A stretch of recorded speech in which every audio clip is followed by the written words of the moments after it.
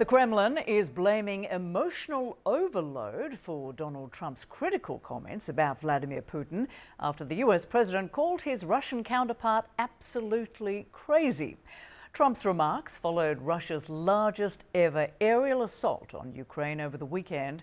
The Kremlin spokesperson sought to downplay the criticism and instead said Moscow is grateful to the US for help in launching the negotiation process with Ukraine.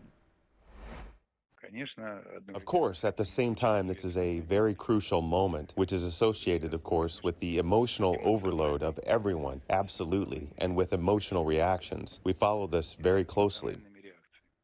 German Chancellor Friedrich Merz said it's clear Trump is increasingly disillusioned with Putin after the continued attacks on Ukraine. He also spoke about the lifting of range restrictions for weapons delivered to Ukraine by Germany and other Ukrainian allies, a move the Kremlin calls dangerous. CNN's Kristen Holmes has more now from Washington. President Donald Trump having a clear change of public posture when it comes to Russia and Russia's President Vladimir Putin after his phone call with him last week, where he described the relationship as good, saying that Ukraine and Russia were going to go straight to the negotiating table. He is growing frustrated with the Russian president, particularly after that series of attacks we saw over the weekend. This is what he told reporters.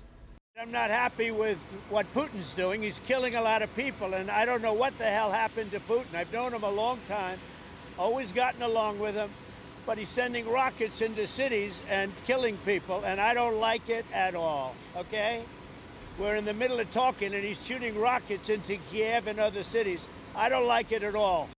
Now, generally, Donald Trump spends most of his time talking about his good relationship with Vladimir Putin, focusing instead on the actual war in Ukraine, on trade deals or potential economic partnerships should Russia end the war. Now, what's particularly interesting in this conversation with reporters is that he was asked if he's considering adding additional sanctions to Russia. And in this conversation, he said yes, because of what he is seeing going on in Ukraine.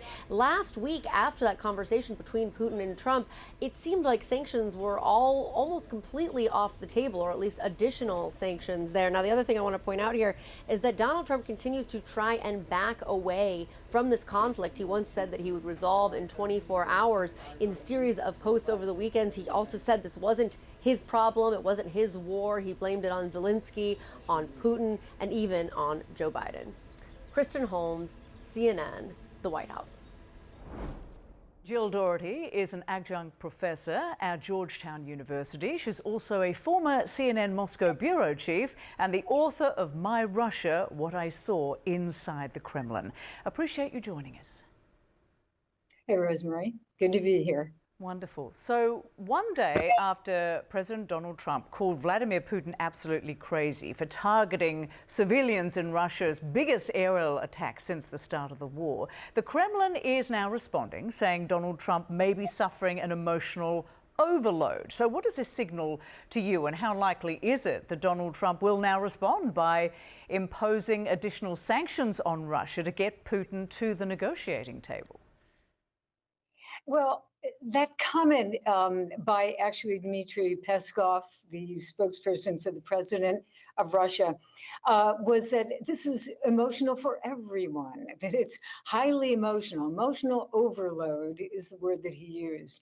So I think what they're trying to do is, it doesn't look good for the president of the United States to call the president of Russia crazy. It doesn't look good domestically for President Putin to be called crazy.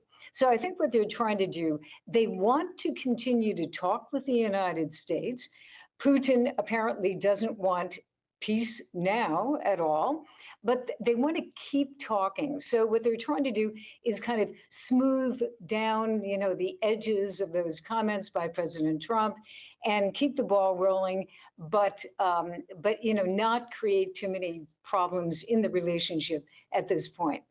And Jill, President Trump appears shocked that Putin is targeting civilians with deadly aerial attacks, shooting rockets into Kyiv and other cities while in the middle of peace talks, is what he observed. But most other world leaders already knew what Putin was capable of. Why did it take so long for Trump and his administration to realize who they're dealing with?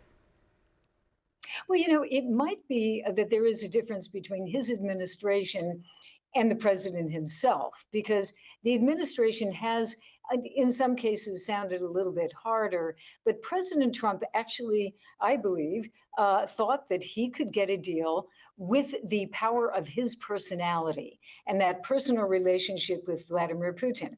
It hasn't happened, and it must be intensely frustrating. And you can hear it, in the president's comments calling Putin crazy. He sounds angry and he sounds frustrated. But the question is, Rosemary, and you asked is, will he do anything about it? Will he follow through on what he said? I'm, open to or considering sanctions, but he didn't say what kind of sanctions. And he said this before. He said it numerous times that, he's not happy, we should do this, et cetera. But he has not actually pushed for new sanctions. And that is the crux. And it could be sanctions. It could also be military aid for Ukraine. And he's not doing that either.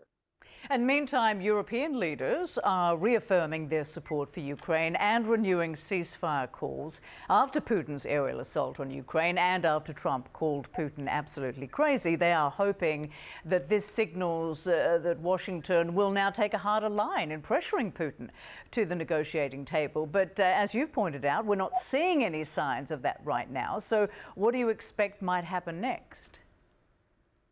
Well, you have the Europeans now saying that the Ukrainians can use weapons that they get from the Europeans to actually attack Russia, long range. That's something that President Biden did not want to do. He was very concerned that that would create even more problems and even lead to some type of war.